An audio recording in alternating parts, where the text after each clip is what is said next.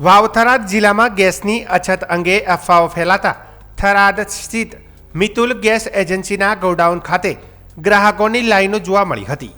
ગેસના બોટલ ભરાવવા માટે મોટી સંખ્યામાં લોકો ગોડાઉન પર પહોંચતા એક સમયે ભારે ભીડનો માહોલ સર્જાયો હતો.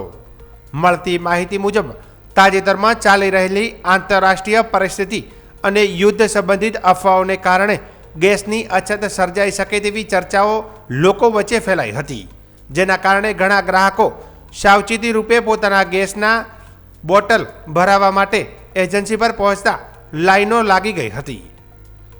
ઘણા ગ્રાહકોએ જણાવ્યું હતું કે ઓનલાઈન બુકિંગ કરતી વખતે ટેકનિકલ સમસ્યાઓ આવતી હોવાને કારણે તેમને મુશ્કેલીનો સામનો કરવો પડી રહ્યો છે. તો કેટલાક ગ્રાહકોએ ઓનલાઈન બુકિંગ સમયસર ન થવાને કારણે સીધા ગેસ એજન્સીના ગોડાઉન પર જઈ ગેસના બોટલ ભરાવવા માટે લાઇનમાં ઊભા રહેવાનું પસંદ કર્યું હતું. આ અંગે ગેસ એજન્સીના સંચાલકોએ સ્પષ્ટતા કરતા જણાવ્યું હતું કે વિસ્તારમાં ગેસની કોઈ અછત નથી.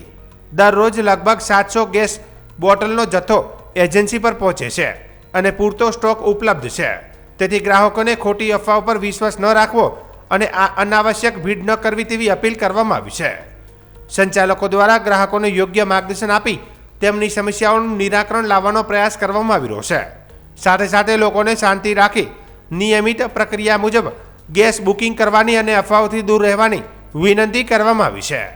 અછતનું કારણ એક જ છે કે પેનિક એટલે કે ભયના કારણે લોકો બુકિંગ વધારે કરે છે. જેને 3 મહિના બાટલા ચાલતા હતા એ લોકોને એવું મનમાં થાય છે કે બાટલાનો સ્ટોક ઘટી જશે, ચલો આપણે એડવાન્સ બુકિંગ કરાવી દઈએ અને બાટલો લઈ લઈએ. એ જ કારણ મેન છે. ગોડાઉન પર લાઈનો થવાની કારણ એક જ છે કે અત્યારે બુકિંગ કરાયા પછી એનો કોડ આપવાનો હોય છે અને કોડ એને અમારે જોવાનો હોય છે. એ જોઈને પછી બાટલો આપણે એના લીધે થોડી લાઈનો થઈ છે. બુકિંગ કર્યાને જો બુકિંગનો સ્ટોક વધારે થઈ જાય, જ્યારે બુકિંગ વધારે થાય તો એના મને પહોંચવા માટે થોડું કારણ તો બને કે બાટલો 4-5 દિવસ લાગતા હોય છે, 10 દિવસ તો થતા નથી કદી. આજે મારી 2 ગાડી આવી છે, 700 બાટલા આવ્યા છે અને કન્ટિન્યુ 700 બાટલા આવે છે.